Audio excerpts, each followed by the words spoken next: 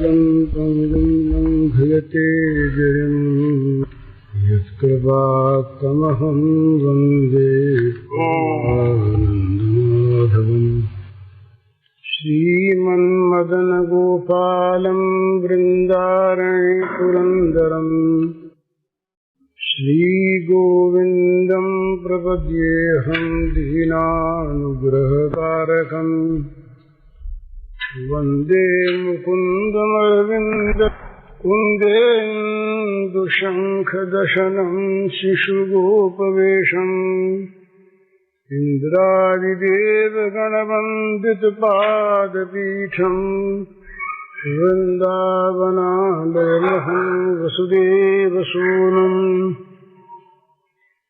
नवजलधरवर्णं चम्पकोद्भासिकर्णम् विकसितनलिनास्यं विस्फुरन्मन्दहास्यम्। कनकरुचिदुकूलं चारुबर्हावचूलम् कमपि निखिलसारं नौमि गोपीकुमारम्। वंशीविभूषितकरान्नवनीरदाभात् पीताम्बरादरुणबिम्बफलाधरोष्ठात् पूर्णेन्दुसुन्दरमुखादरविन्दनेत्रात् कृष्णात् परं किमपि तत्त्वमहं न जाने। समस्त चराचर प्राणियों के रूप में अभिव्यक्त भगवान के नाते आप समस्त महानुभावों और माताओं के चरणों में मेरा नमस्कार। आज प्रातः काल जिन पर्चों के उत्तर में मैं कुछ कह रहा था वो पर्चे सभी निश्शेष नहीं हो गए, इतने मेरे हाथ में बचे। तो उन्हीं में से जिनका उत्तर दिया जा सका देने की चेष्टा करूंगा। एक सज्जन ने एक बात पूछी है, उसका उत्तर प्राय आ चुका, थोड़ा सा उसे फिर कह दिया जाए। बहुत संक्षेप में, भगवान एक हैं, दो नहीं। सत्य एक है। सत्य को प्राप्त करने के विभिन्न मार्ग हैं और मार्ग अपनी अपनी दिशा से अलग अलग चलते हैं। मार्गों की एकता असंभव है। कोई ये कहे कि रामेश्वरम से ऋषिकेश आने वाला और आसाम से ऋषिकेश आने वाला एक मार्ग से आ जाए, ये पागलपन है, ये कभी संभव नहीं। तो साधन में एकता होती नहीं, होगी नहीं। विभिन्न रुचि है, विभिन्न अधिकार है, विभिन्न बुद्धि का स्तर है, अलग अलग समझ है।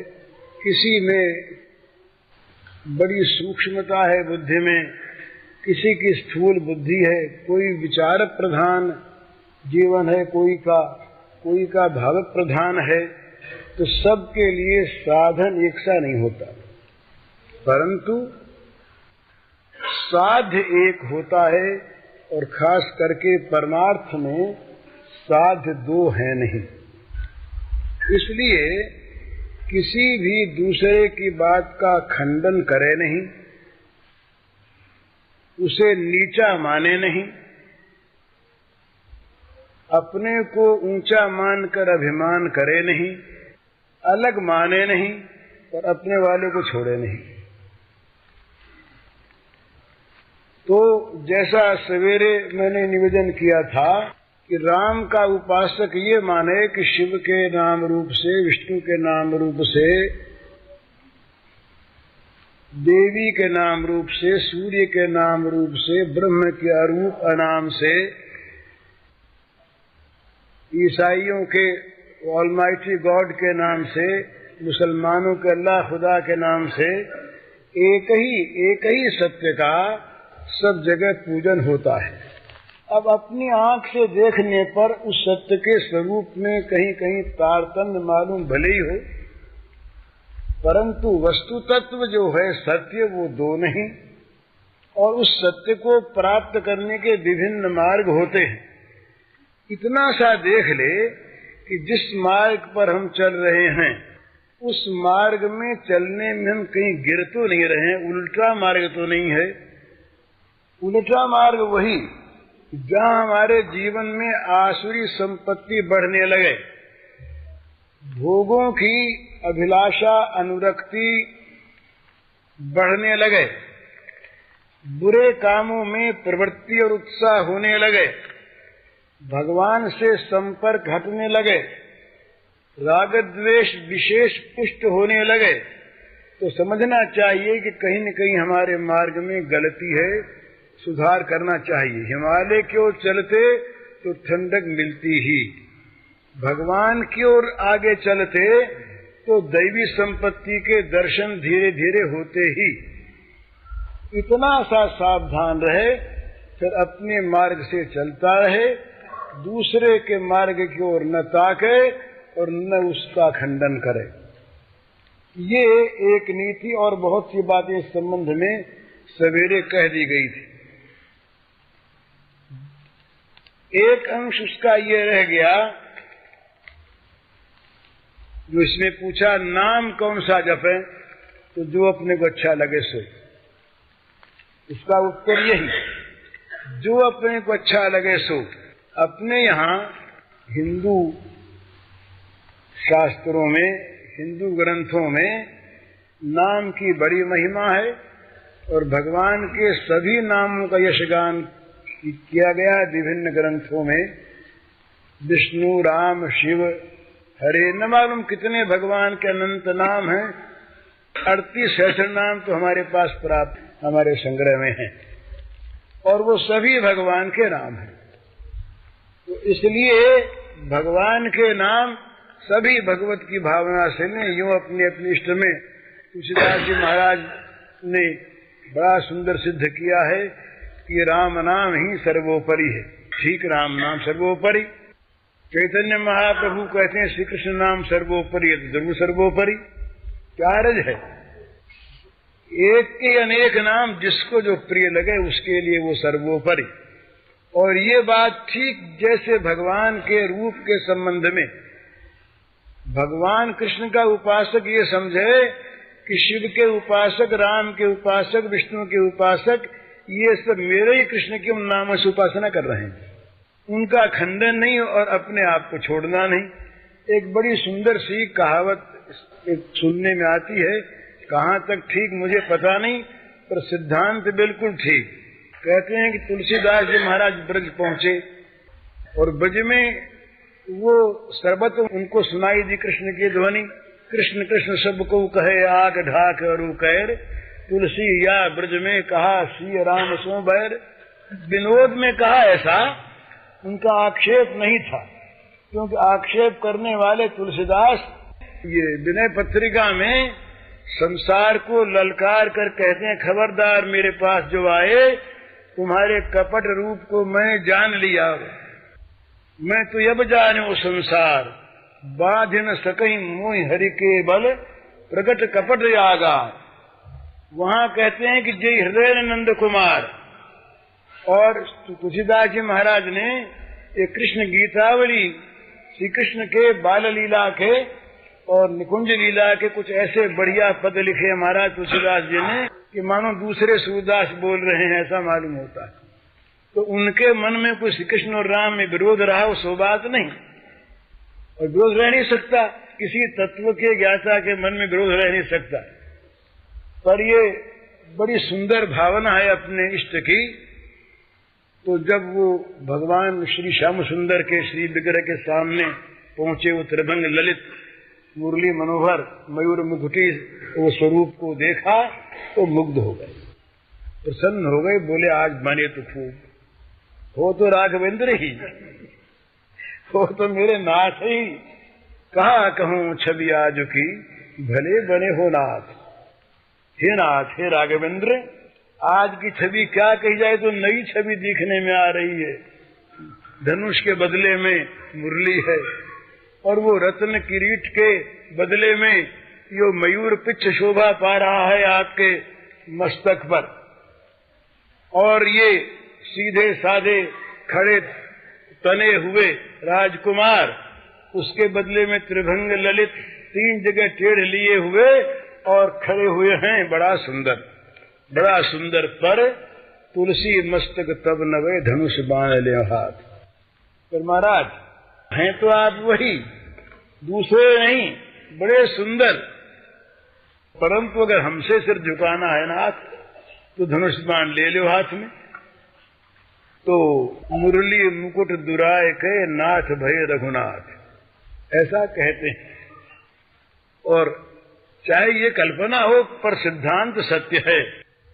तो भगवान के किसी रूप में परायापन न करे, अपने जिस रूप की उपासना उसको छोड़े नहीं। ये सिद्धांत की बात यदि बार बार मनुष्य बदलता रहेगा अपने साधन को, तो साधना में वो सिद्ध नहीं हो सकता। मार्ग यदि बार बार बदलता आदमी तो किसी भी मार्ग पर आगे बढ़ नहीं सकता।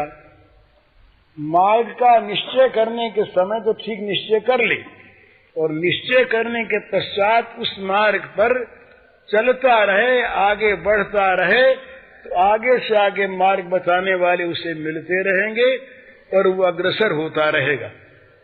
तो भगवान के प्राप्त करने के अनेक मार्ग, जिकुल नाना पथ दिशाम निर्नाम एको गम्य, वो वस्तु तो प्राप्त करने के एक समुद्र, एक नदियां विभिन्न मार्गों से टेढ़ी सीधी जा रही है उस समुद्र के अंदर अपने को समा देने के लिए, मिला देने के लिए। इसी प्रकार भगवान की ओर सब चलते हैं, चलना चाहिए।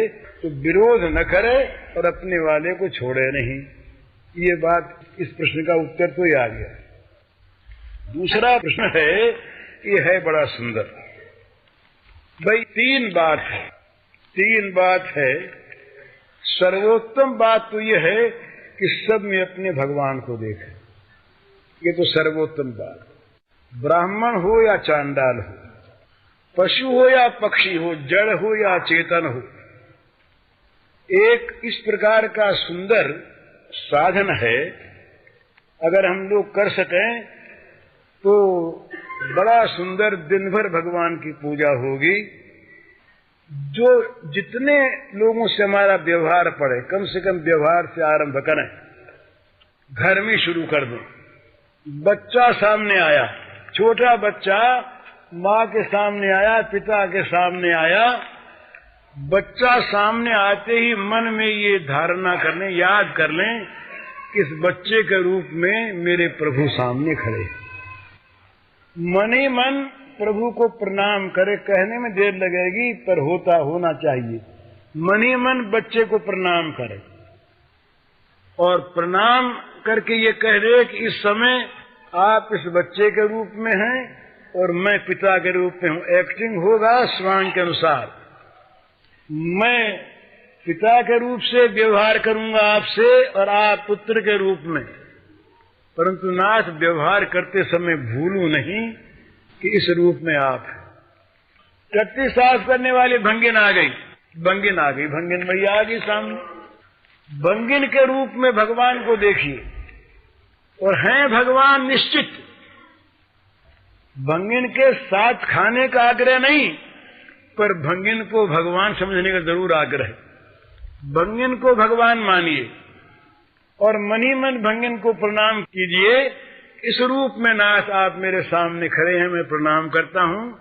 अब आप पाखाना साफ करेंगे, ये एक्टिंग आपका इस समय है, और मैं इस समय ऐसा बन के बैठा हूं, पर इस काम करते समय भी मैं पहचान सकूं कि आप मेरे स्वामी हैं, दूसरे कोई नहीं।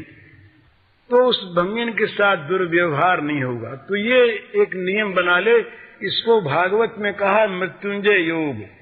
एकादश के अंत में ये आया है कि गाय, गधा, सुअर, ऊंट, इन सबको दंडवत प्रणाम करें। तो चाहे हम दंडवत न करें। वो दंडवती स्वामी एक हुए महाराष्ट्र में, उनका नाम था दंडवत स्वामी। वो दंडवत स्वामी नाम पड़ा इसीलिए कि वो सबको साष्टांग दंडवत प्रणाम कर, दंड की भांति, लकड़ी की भांति गिर कर जमीन पर, दंडवत का ये अर्थ। तो प्रणाम किया करते थे।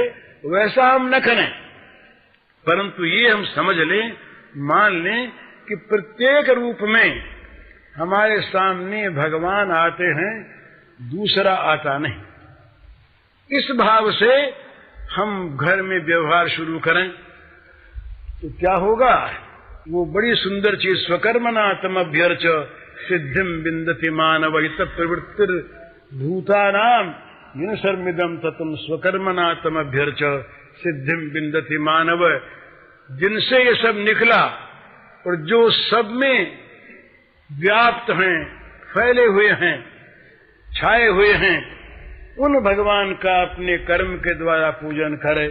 तो घर में, दुकान में, बाहर, भीतर, कोर्ट में, गंगा के तीर पर, जंगल में, जहां भी हम जाएंगे हमारे भगवान वहां हमारे साथ और हमारी पूजा ग्रहण करने के लिए तैयार।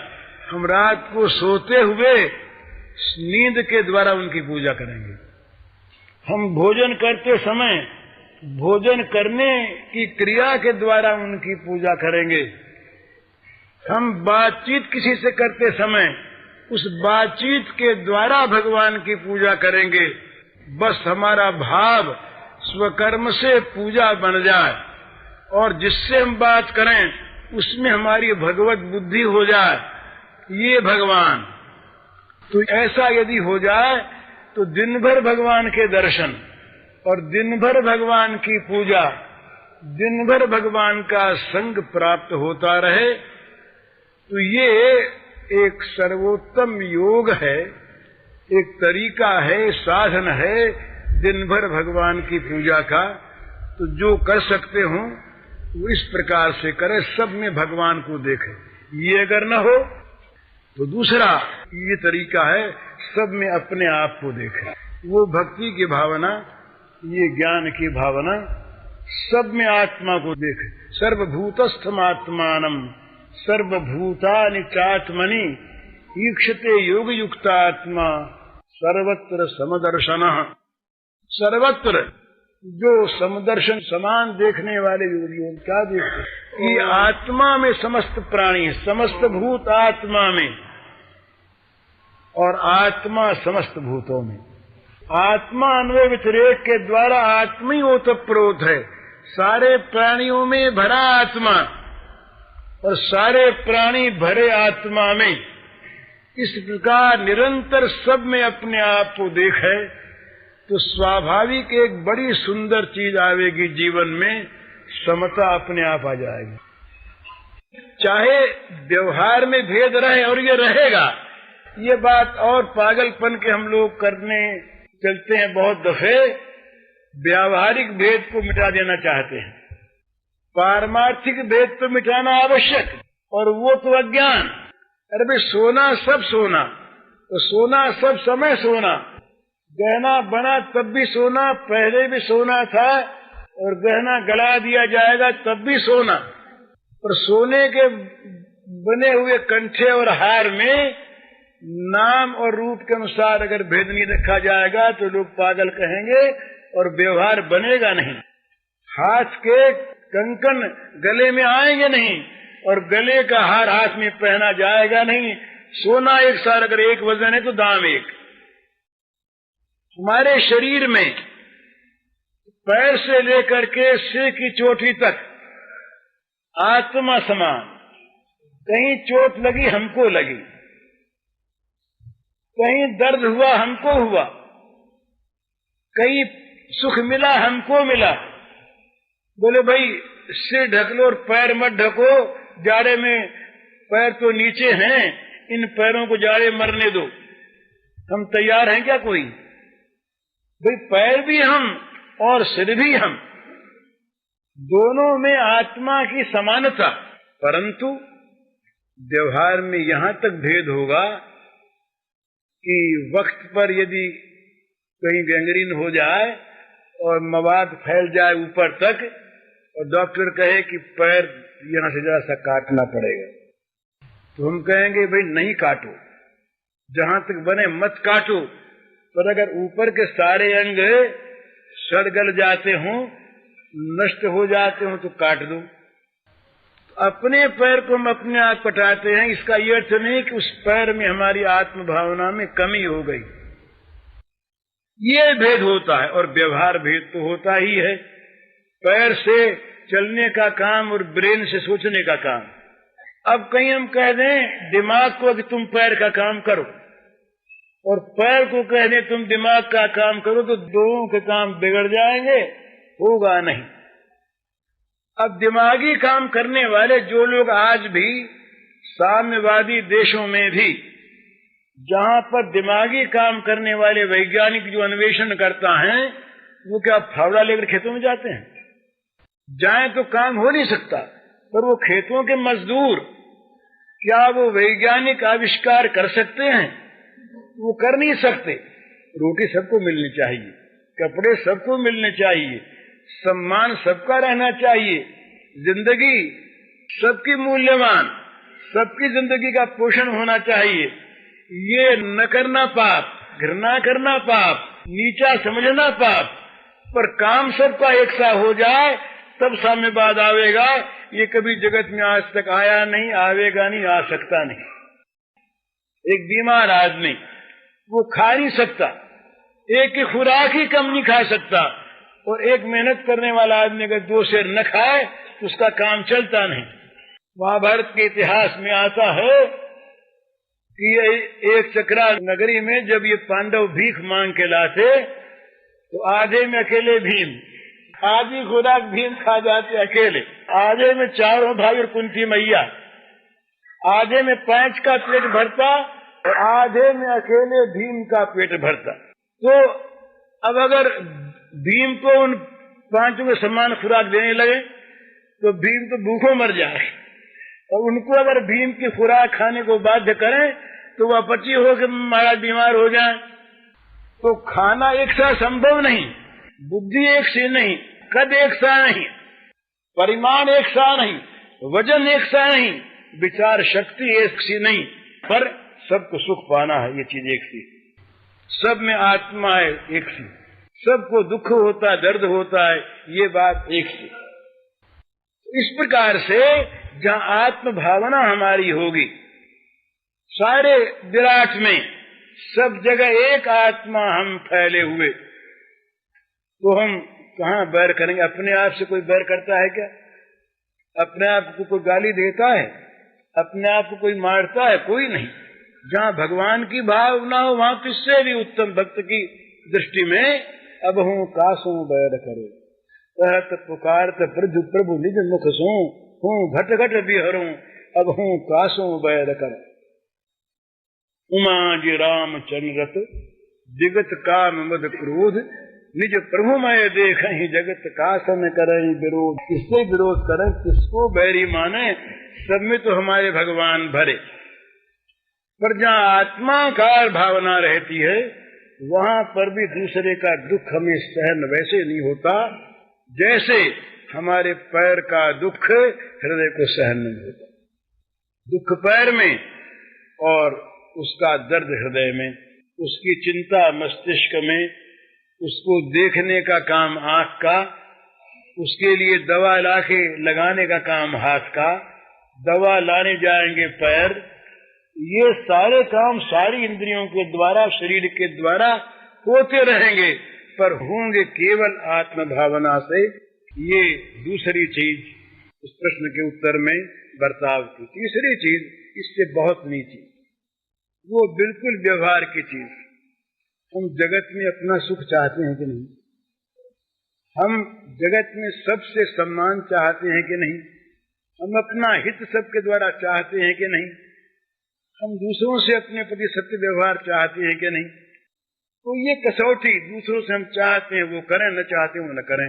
आत्मन प्रतिकूलानि परेशान न समाचरे, स्मिताम धर्म सर्वस्वम श्रुत्वा चैवावधार्यताम, आत्म प्रतिकूलानि परेशान न समाचरे। जहां जहां अपने मन के प्रतिकूल हो, जो अपने को चीज बुरी लगती हो, दूसरे के साथ वो न करे। इस सिद्धांत पर व्यवहार की कसौटी कर ले। और उसमें खास बात, जहां दुख है, जहां दर्द है, जहां वेदना है, जहां पीड़ा है, जहां अभाव है, वहां विशेष प्रेम की आवश्यकता है।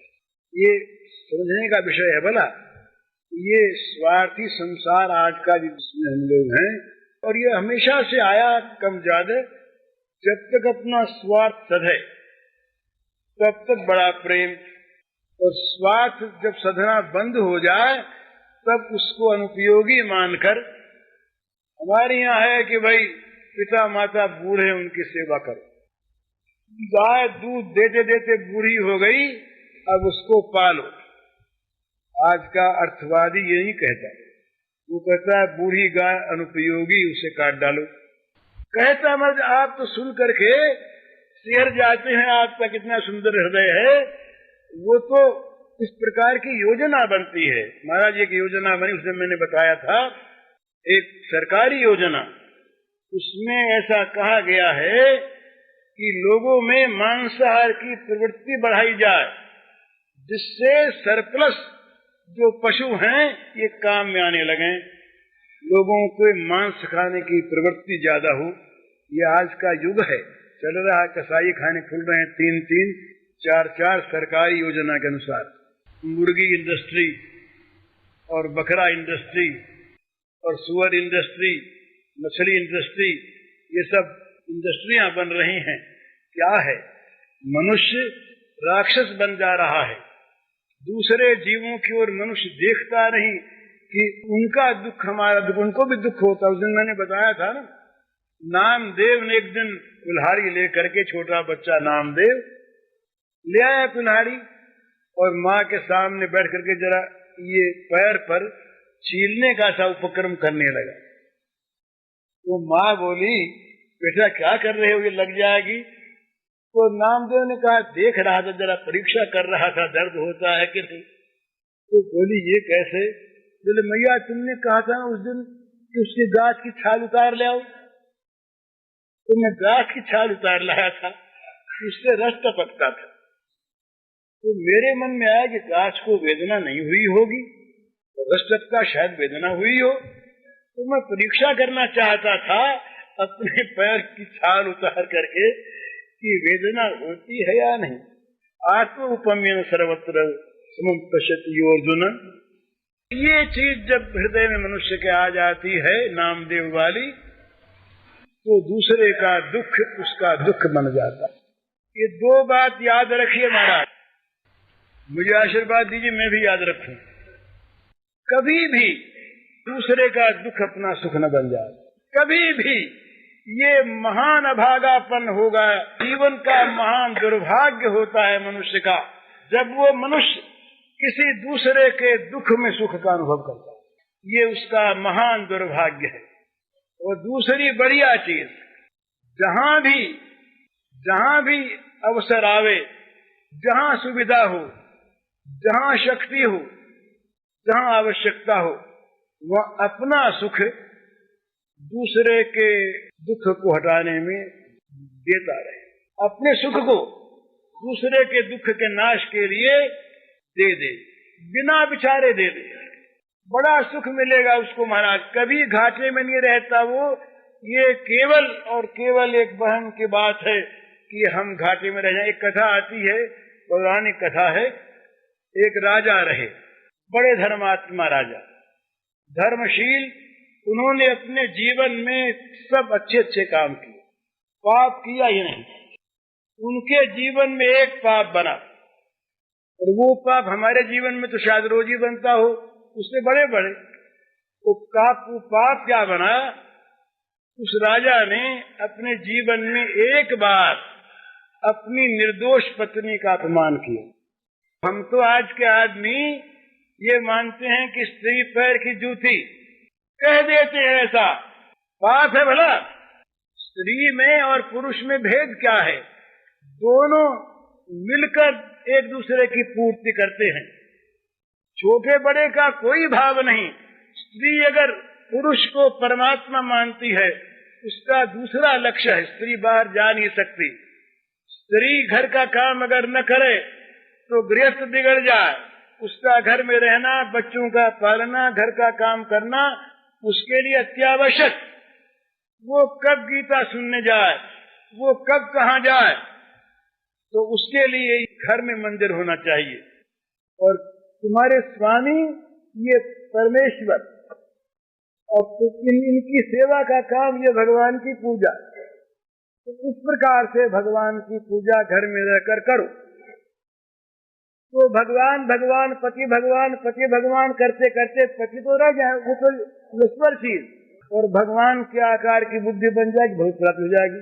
ये भगवत प्राप्ति का साधन है। पुरुषों का नाम पट्टा नहीं लिखा गया कि वो परमेश्वर है और वो गुलाम है, ये कभी नहीं। स्त्री को गुलाम मानने वाला पाप करता है, आत्मा में भेद नहीं। और अगर वो उसमें भगवान है तो वो हमारे लिए भगवान की भांति पूज्य है। काम अलग अलग, फंक्शन अलग अलग, ये कार्य के भेद आत्मा में भेद नहीं करते, कार्य के भेद ईश्वरता में भेद नहीं करते। उस राजा ने एक पाप किया अपने जीवन में, अपनी निर्दोष पत्नी का एक बार अपमान किया, इसके लिए पाप का दंड विधान हुआ। ये सुनने लायक बात है। दंड विधान ये हुआ कि उस राजा के जीवात्मा को ले जाया जाए नरक के मार्ग से, और कुछ नहीं, नरक के रास्ते से, नरक के समीप से उसको ले जाया जाए दिव्य लोकों में, जाएगा दिव्य लोक में। वो उसके जीवन में इतनी पुण्य राशि है जो उसकी दुर्गति कभी होने नहीं देगी, पर उसके एक छोटे से पाप का फल भुगता देना है कि नरक के रास्ते से उसको ले जाया जाए। तो यही हुआ। विधान के अनुसार देवदूत, यमदूत नहीं, देवदूत बड़े आराम से उसके जीव को ले जाने लगे।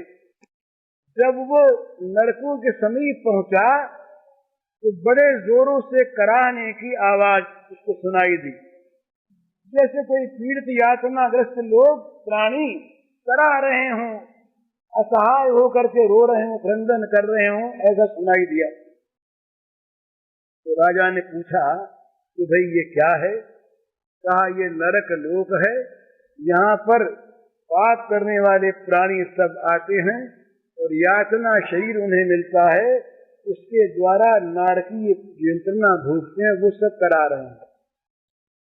उपाय नहीं, आगे बढ़े तो कराहना बंद हो गया, आवाज रोने की आनी बंद हो गई। फिर कुछ आगे बढ़े और फिर कराहने की आवाज आई, उसके साथ ये आवाज भी आई कि राजन आगे मत बढ़ो, ठहर गए।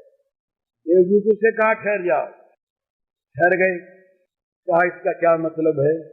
आवाज पहले आई, फिर बंद हुई, अब फिर आने लगी, और ठहरने का निवेदन, क्या बात है? तो देवदूतों ने असली चीज बताई कि आपका इतना पुण्य जीवन है, इतना आपका पवित्र जीवन है, इतने पवित्र परमाणु उसके अंदर भरे हुए अनंत, कि आपके इस शरीर से, सूक्ष्म शरीर से स्पर्श करके जो वायु नरकों में गया, उस वायु का स्पर्श पाते ही नरक की आग बुझ गई।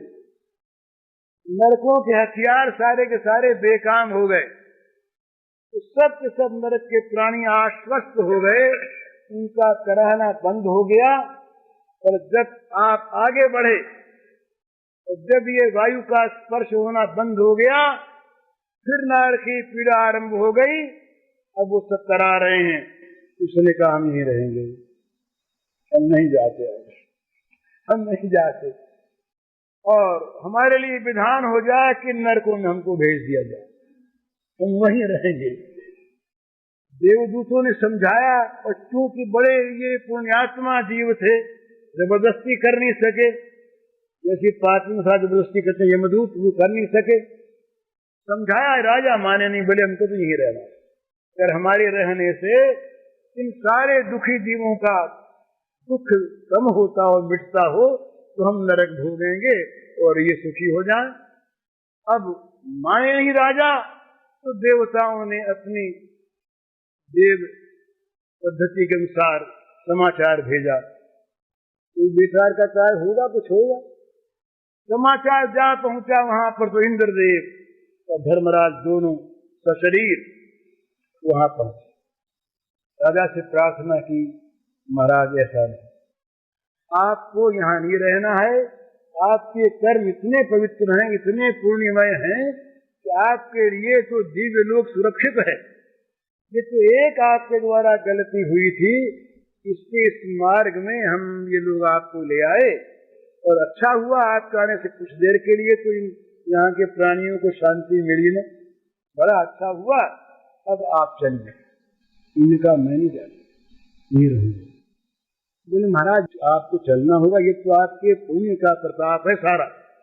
पुण्य का प्रताप? बोले हाँ, चल मंगवाया, हाथ में लिया, संकल्प किया, मेरे आज तक के सारे पुण्य इन नरक के प्राणियों को अर्पण है, मेरे आज तक के सारे पुण्य इन नरक के प्राणियों को अर्पण, सदा के लिए। अब महाराज नरकों के कारखाने बंद हो गए, नरकों का काम रुक गया, और तमाम वो विमान सब आ गए, सारे नारकी प्राणियों का त्राण हो गया। राजा खड़े, धर्मराज ने कहा महाराज आगे बढ़िए। अब बोले हम कैसे आगे बढ़े, हमने तो जो कुछ था सब दे दिया। तो धर्मराज बोले महाराज ये जो दे दिया आपने, जो महादान किया, इसका जो महापुण्य हुआ वो कहाँ जाएगा? इस महादान का जो महापुण्य हो गया ये क्या मामूली चीज हुई? तो हम वहां पर धोखा अपने को दे जाते हैं, जहाँ दूसरे की उपकार करने में, सेवा करने में, देने में हम अपनी हानि मानते हैं। हानि होगी नहीं, यही तो लाभ असली है कि किसी दूसरे के दुख को अपना दुख बना लो और उसके दुख को हरण करने के लिए अपने आप को मिटा दो। मिटोगे नहीं, जहाँ अपने आप को मिटाने जाओगे वही तुमको बनाने वाला एक ऐसा आयोजन बन जाएगा जो सदा के लिए तुमको बना देगा और ऊंचा बना देगा।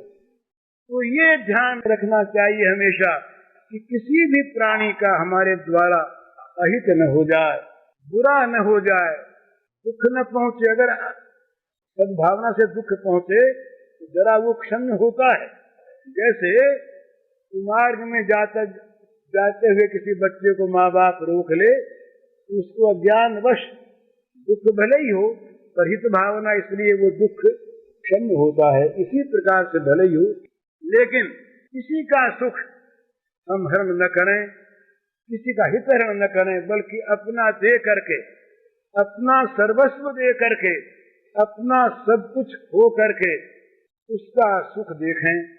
ये अपने जो आजकल चर्चा हो रही प्रेम की, प्रेम का तत्व यहीं पर आकर के प्रेम का प्रारंभ होता है।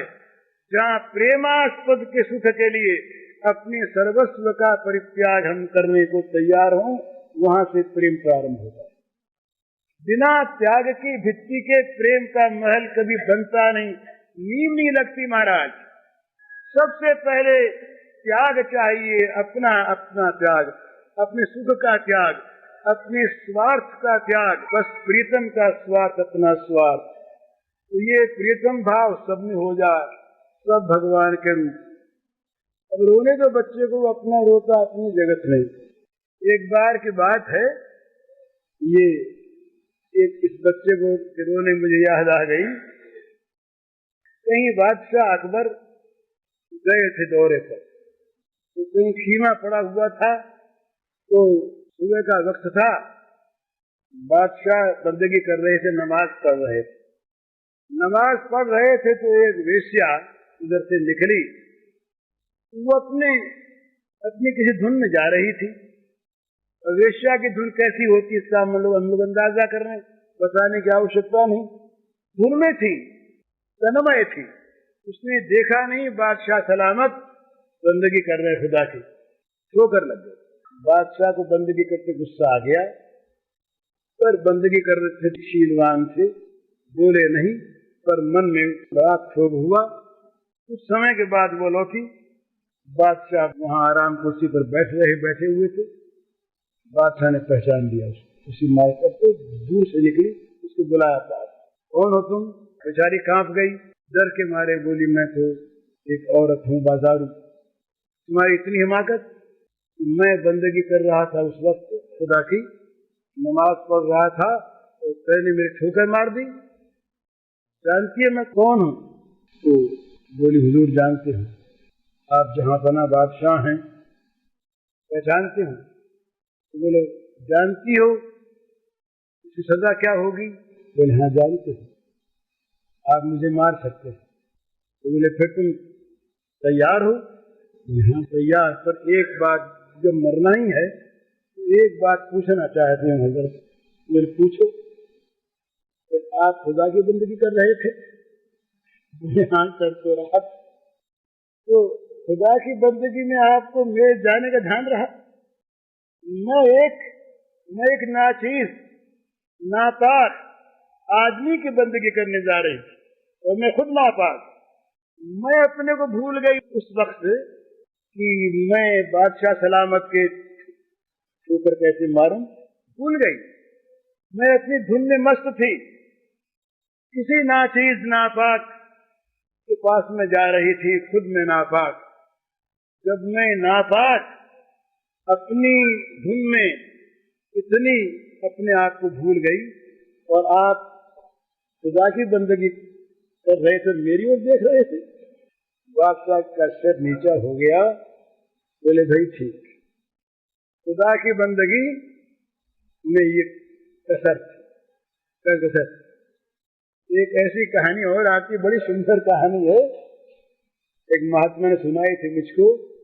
एक मौलवी साहब रहे, वो मौलवी साहब दिन में 12 बार नमाज पढ़ते और करीब 40 साल नमाज पढ़ते हो गए।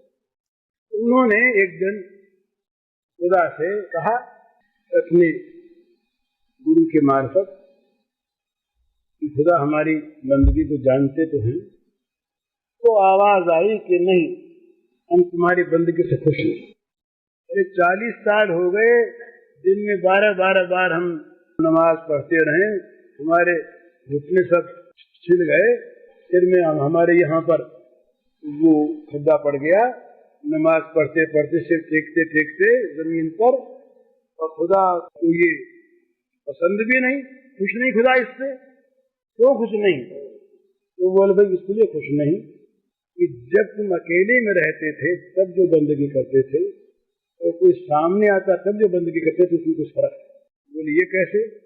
जब अकेले में करते तब तो ऐसे ही एक आध बार घुटना टेका कि चादर उठाई के बैठ गए, और जब कोई देखने वाले होते हैं कोई सामने, तब तो बड़े मजे में घुटने टेकते, सिर टेकते, ये देखे नमाज पढ़ रहे हैं।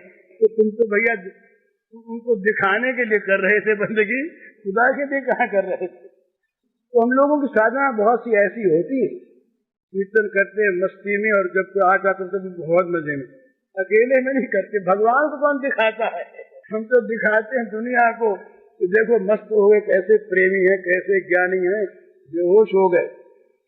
अरे महाराज क्या ठिकाना है हमारे मन की, तो हम जानते हैं, आपको क्या पता। तो ये बच्चे के रोने की बात मैं कह रहा था कि बच्चा रोया अपनी दुनिया में, बच्चा रोएगा ही। हम अगर सुनने वाले बैठे हैं तो हम बच्चे पर ध्यान क्यों दें? हम सुनते रहे और हमारी इंद्रियां अगर ठीक लग गई। एक कथा आती है महाराज, ऐसे याज्ञवल्क्य जी महाराज कथा कहा करते थे, बहुत लोग सुनते, जनक सुनते। तो जनक जब तक ना आते तब तक याज्ञवल्क्य जी प्रारंभ न करते, और जनक ठीक टाइम पर आते ही।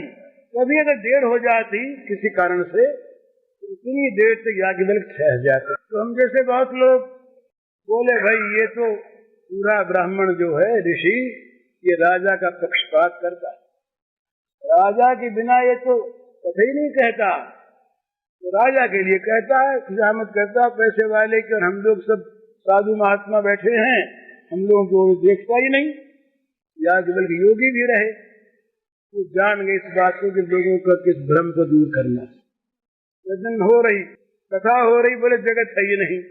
वेदांत का बड़ा सुंदर निरूपण हो रहा, बड़ी ऊंची से ऊंची बात, जगत नहीं, और सब के सब झूम रहे, बस मस्ती में, जगत है ही नहीं, है ही नहीं जगत। हमारे एक रहे मित्र एक जिंदगी की बात करना, बम्बई में रहे, वो अब नहीं है, थे बड़े वेदांती, बड़े अच्छे निष्ठावान, उनकी निंदा नहीं कर रहा, उनसे मैंने बहुत सीखा, सज्जन। तो वो अजातवाद मानते, अजातवाद के बड़े पक्षपाती रहे, श्रीहर्ष के बड़े भक्त, व्याख्या किया करते आजादवाद की, बड़े अच्छे। तो एक बार कोई रुपए पैसे का प्रसंग आया, मैंने कहा कि इसको छोड़ दो, ये चिंता नहीं करनी चाहिए। बोले इसके बिना नहीं काम चलता। मैंने कहा जब आजादवाद है तो रुपये कौन सी बात है, मजाक में उनसे बड़ा प्रेम था। वो बोले मैं रुपए को छोड़ दो, वो सब मजाकबाज है। रुपए वाले उन्होंने भी विनोद से ही कहा, पर मालूम ऐसा हुआ, उन्होंने फिर मुझको बतलाया कि सचमुच मेरे मन में रुपए से इतनी आसक्ति है कि जब रुपए की कोई चर्चा आती है उस समय ये सिद्धांत को भूल जाए। तो याज्ञवल्क्य जी महाराज कथा कहते, बड़ी सुंदर बात। इतने में एक दिन क्या हुआ, अचानक शहर में आग लग गई आग, और दौड़ते हुए सिपाही आए रहे, बोले आग लग गई, आग लग गई।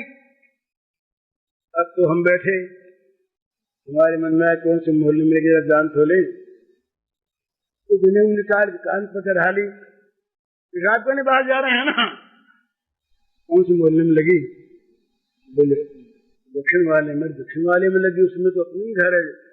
महाराज जी क्या देख लेंगे, एक ही आदमी बाहर आया है, चल दिए हमको। यो होते होते होते सारी सभा खाली हो गई। किसी को खांसी आई, किसी को छींक आई, किसी सिर दुखने लगा, कुछ भी कारण बन जाते हैं। बोले महाराज देखें हम अभी आते हैं। सभा खाली हो गई, दो एक सज्जन बचे, और बचे महाराज जनक। ये अपना कथा कह रहे, वो सुन रहे। इतने में एक सिपाही आया, उसने कहा कि महाराज के महल में आग लग गई। याज्ञवल्क्य बोले राजा महल में आग लग गई, क्या लग जाने दीजिए, महल में आग लगने से जनक का क्या जलता है। इतने दूसरा आदमी, आग बुझ गई, माया की आग थी, आग बुझ गई। सब लोग आकर के अपने अपने आसन पर से विराज गए। बोले क्यों गए थे सब लोग, जनक तो नहीं गया। सब लोगों के समझ में बात आई कि अधिकारी कौन है। तो जब सत्संग होती, हर चर्चा होती, और बच्चा जे रोया, और वक्ता के भी कान में बच्चे का रोना आ गया, तो श्रोताओं को भी आ गया। तो जरा समझने की चीज है, श्रवण में भी तन्मयता नहीं होती। इसका यह अर्थ नहीं कि बच्चों को यहाँ ला करके हल्ला गुल्ला कल से मचाना शुरू कर दिया जाए, बोले भाई जी कह गए। ये चीज तो अपनी साधना की है। जब हम किसी साधना में हम लग रहे हैं, उस समय बाहर की चीज पर अगर हमारा चित्त जाता है तो हमारा चित्त उसमें ठीक ठीक लगा नहीं। तो चित्त जब तक नहीं लगता तब तक वो वस्तु प्राप्त नहीं होती महाराज। तो चित्त की संलग्नता बड़ी आवश्यक होती है साधना में। तो मैं बात कह रहा था वो एक दूसरी, कि सब में भगवान को देखे या सब में आत्मा को देखे या व्यवहार को ही देखे, तो जो व्यवहार अपने को बुरा लगता है वो दूसरे को लगता होगा, जो व्यवहार अपने को अच्छा लगता है दूसरे को लगता होगा। इस कसौटी पर कस ले, और जहां जहां पर दुख है, जहां जहां पीड़ा है, जहां जहां यंत्रणा है, जहां जहां अभाव है, वहां भक्त तो ये माने यहाँ भगवान इस अभाव के रूप में आए हैं, हमसे सेवा मांग रहे हैं। जहाँ बीमार दिखे वहाँ समझे कि भगवान बीमार बनकर सेवा मांग रहे हैं। जहाँ अन्न वस्त्र का अभाव हो वहाँ देखे कि भगवान यहाँ ये अपाहिज बनकर, दीन बनकर, अकालग्रस्त बनकर हमसे अन्न मांग रहे हैं। इस प्रकार से जहाँ जहाँ अभाव हो वहाँ वहाँ भगवान को विशेष देखकर सेवा में प्रवृत्त हो जाए। हम चाहते हैं ना ये अवस्था हमारी हो जाए कि भाई हमारा पैर कट रहा, सिर कट रहा है और हम आराम से नाम ले रहे हैं, तब तो बात दूसरी। अपने आराम में तो ख्याल आ जाए बोले हमको जगह मिलनी चाहिए, आश्रय मिलना चाहिए, तो दूसरे के लिए हम वेदांती या प्रेमी बन जाए। एकदम ही भगवान ने सर्वभूति रहता है, सब जगह लगाए। कहीं पर ये वेदांत कर, ज्ञान कर, भक्ति के नाम पर कर्तव्य से विमुख न हो जाए, ये तो सीधी बात है। बोले हम तो संसार है ही नहीं तो सबको मरने दो। हमारे मरने की बात होगी तो सोचेंगे। एक मित्र रहे जयदयाल जी कसेरा, बोले सत्संगी, हमने उनसे बहुत सीखा। पढ़े लिखे नहीं थे पर हमने उनसे बहुत सीखा। उनकी बात हमें बहुत याद आती है, अभी कही हुई उनकी बात बड़े मजाकी थी। तो मजाक में कहा करते, तो आधा ज्ञान तो भाई हमको हो गया है, आधा बाकी रहा है। क्या कहते? बोले पराये को तो हमने अपना मान लिया, पर अपने को पराया से नहीं माना। तो आधा ज्ञान तो हमने कर लिया और आधा अभी बाकी है। तो ये आधा ज्ञान तो हम सब कर लेते हैं, पर ये तो अज्ञान है। तो जहाँ दूसरे का दुख हो वहाँ उस दुख को अपना दुख बना ले, तब असली चीज हमारे जीवन में आएगी। तब हम वास्तव में अनुभव कर सकेंगे कि दुख क्या चीज होता है। एक बात ध्यान में रहे, भला ये व्यवहार की बात आ गई, किसी को दुखी देखकर कभी उसके सामने ये मत कहो कि तुम अपने कर्म का फल भोग रहे हो। ये बहुत बड़ी शेल की सी चोट लगेगी उसको। एक तो दुख भोग रहा, उससे कह दिया जाए कर्म का भोग। किसी बहन में अगर कोई विपत्ति आ गई, उसके पति का देहांत हो गया, ऐसी बातें हम लोग उस समय कर देते हैं। सास कह देती है, घर के लोग कह देते हैं कि ये हमारे घर में ऐसी लक्षणी आई कि पति को खा गई। कितना बड़ा अपराध है ये। वो बेचारी खुद इस समय कितनी संत्रस्त है, कितनी दुखी है, और उसके घाव पर और घाव लगा देना, ये कितना बड़ा महापाप है। देखने की चीज है, पर हम देखते कहाँ? हम अपने सुख के सामने उसके दुख को भूल जाते हैं। एक माई ने आज पूछा है, इसमें है एक प्रश्न, विधवा का धर्म क्या है? तो विधवा का धर्म बतलाने के पहले हमें तुमको आज तक नहीं, फिर कभी न सही, विधवा के साथ हमारा कर्तव्य क्या है ये पहले देखना है। उसका धर्म बताने के पहले हमारा कर्तव्य, हम विधवा हो ये माने कि हम जो आज बैठे अब बोल रहे हैं, हम स्त्री बने और हम विधवा हों और हमारे साथ बुरा बर्ताव हो, उस समय हम क्या सोचें, ये देखकर, ये सोचकर फिर विधवा का कर्तव्य बताना है। विधवा आदमी है। हम कह देते हैं आज बड़ी हिमाकत के साथ सर्वस्व का त्याग कर दो, और तुम कर रहे हो, कितना तैयार हो? अपने आप जरा सा त्याग करने को भी हम तैयार नहीं, और उसके द्वारा वो अनोखा त्याग हम आशा करें, हम ये चाहें कि वो आज सुखदेव नहीं बन जाए। संभव कैसे? उसको बनाने में सहायता करो, स्वयं त्यागी बनो, स्वयं विषयों से विरक्त बनो। उसके सामने ऐसी कोई चीज अपने जीवन की मत लाओ कि जिससे उसके जीवन में शैतान जागे, तब वो सुरक्षित है। उसका आदर करो। जैसे घर के अंदर सन्यासी हमारे आश्रम में पूज्य है, हम गेरुआ देखकर उनके सामने प्रणाम करते हैं, ऊंचा मानते हैं। इसी प्रकार विधवा देवी को घर की देवी मानो, उसकी पूजा करो, उसकी उपासना करो, उसको सुख पहुंचाओ। सुख पहुंचाने का ये अर्थ नहीं कि उसको विषयों में डाल दो, ये नहीं। वो ये समझे कि मेरे साथ भी सद्बर्ताव होता है, मुझे भी लोग आदमी मानते हैं, मेरे साथ भी वो अच्छा बर्ताव करते हैं। भूल जाते हैं लोग, सास भूल जाती है, बहू भूल जाती है, ननद भूल जाती है। ये नहीं सोचती कि कल मैं विधवा हो जाऊंगी तो नहीं। वो बच्ची जो किसी दूसरे के घर से आई, इस घर में आई, जिसको वो कुछ कह सकती थी मेरा, वो नहीं रहा। अब क्या सब उसको ये कह दे कि तुम बिल्कुल पराई हो, निकलो घर से, तुम्हारा कोई अधिकार नहीं। ये नृशंसता है, निर्दयता है, ये समाज का पाप है। ये समाज का पाप समाज को खा रहा खाएगा। विधवा में भगवान को देखो और उसके भगवान को जगाओ। उसके सामने विषयों की चर्चा न आने दो, पर न आने दो अपने चरित्र के द्वारा, अपने त्याग के द्वारा। तब उससे आशा करो कि वो कितना ऊंचा बन सकती है, कितना ऊंचा बन, अभी वो ऊंची है। आज भी हिंदू विधवा के समान हमने कहीं संसार में किसी स्त्री को नहीं देखा, हम नहीं देख पाते। हिंदू विधवा जो आज पवित्र है, उतनी पवित्रता कहाँ है संसार में। मुग्ध हो जाते हैं देख करके इस चीज को कि राम राम कितना अच्छा। सुंदरी देवी, ये बंगाल में एक जिम्मेदार नौजवान की पत्नी थी, वो जिम्मेदार मर गया। ये अंग्रेज जमाने के बाद कलेक्टर अंग्रेज रहे, कलेक्टर की स्त्री उनके घर आई, वो विलायत से नई आई हुई थी, वो जानते हैं हिंदू आचार को। उसने देखा सुंदरी को, और देख करके बड़े अच्छे भाव से, सद्भाव से, सहानुभूति से उस गौरांगी देवी ने कह दिया कि बेटी तुम्हारी छोटी उम्र है, विवाह कर लो। बड़े हित की भावना से कहा, इतनी ठेस पहुंची इसके हृदय को, विवाह कर लो। ये बात सुन ली मैंने अपने कान से और मर नहीं गई। उसने हमसे शुरू कर दिया, अन्न जल का परित्याग कर दिया। ये सच्ची घटना है, ऐतिहासिक भला बनाव की काल्पनिक बात है। अनशन उसने शुरू कर दिया। अनशन के पश्चात बात फैली, कलेक्टर तक बात गई।